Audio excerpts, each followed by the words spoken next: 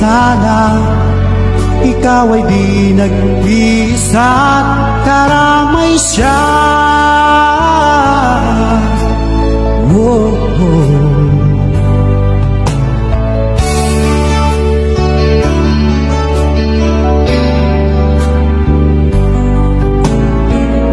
Ang ibon sa kaparangan,